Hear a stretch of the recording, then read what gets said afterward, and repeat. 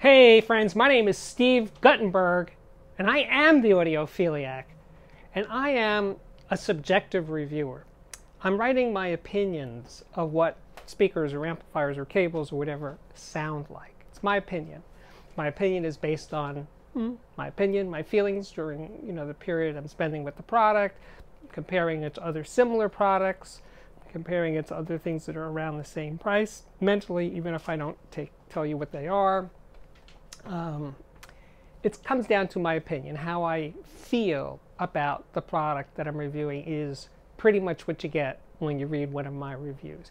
I don't think I've made any bones about that over the years. Now, okay, so the subjective, I am on the subjective side. The objective people in this equation measure products. They measure amplifiers, headphones, speakers, etc., and they determine whether or not this product is a good measuring product. There is sometimes some reference to what it actually sounds like, but the measurements rule.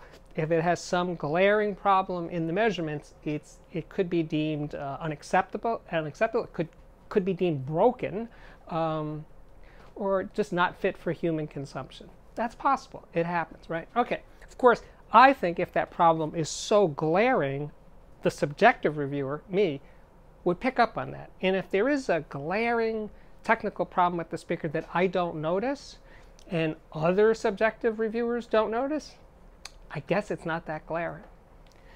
So, I was thinking, some objective reviewers measure first, then listen, and then tailor their listening notes around the way they measure, which is kind of like cheating, I think. Some do, some don't. I don't know who does and who doesn't really. Actually, I do kind of know, but I'm not going to say. Anyway, but sometimes I think, for the real hardcore objective people out there, not just necessarily reviewers, but people who measure stuff just because they enjoy measuring, maybe the best thing you could do is never listen to them, never play music on them, because if you played music on a product that you measured, it might ruin the information you got from the measurements. It might disqualify them. You might actually like something that measured poorly. Oh my God, what a quandary that would be. What would you do then? Oh. Anyway, let's just erase that from your thoughts right now, because it's too terrible to think about. Listening to music for pleasure over audio equipment? If you're an objectivist where measurements rule, ooh, I get shivers just thinking about how awful that would be. Luckily, I don't have to worry about that. So I'm kidding around, but it is a creeping feeling that I have that people who measure are so influenced by their measurements that it kind of rules out everything else. But wait, there's more. So here's the thing. Measurements are just measurements. They're just numbers. They're just graphs, right?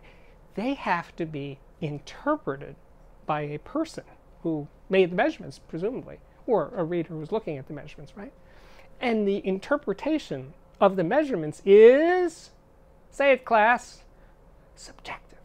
So they are making decisions based on those numbers whether this is a good measuring product or not. And those opinions are, malleable, let's say, right? I've heard of a reviewer who was saying nasty things about certain kinds of DACs. And then, I don't know, a little screw turned in his head. Something changed in his mind. He flipped around and he determined that the DACs that he was measuring that were measured poorly, or as if they were broken, maybe were okay if you measured them in a different way. Oh man, get back to that subjective measurement thing. So measurements are subjective, and subjective reviewers are subjective. So we're really all on the same page. Either you're subjectively reviewing products, or if you're a consumer, just subjectively listening to them, or you're a reviewer or non-reviewer person who measures things.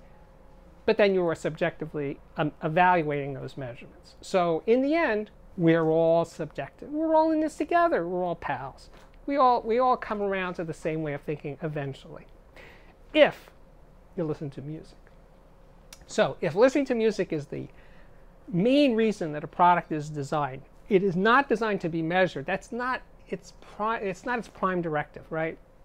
That's not why designers design. They design products to be listened to. Some people are more talented than others, no doubt. Some people have better resources. Some people just do it better, right?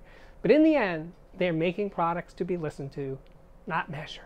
So that's it for today, class. My name is Steve Guttenberg. If your opinions differ, and I'm sure they will, please leave comments below. Just keep it civil, and then everybody's welcome.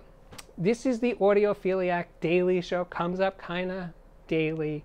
And share it, like it, subscribe to it. Do what you like. I hope to see you again real soon.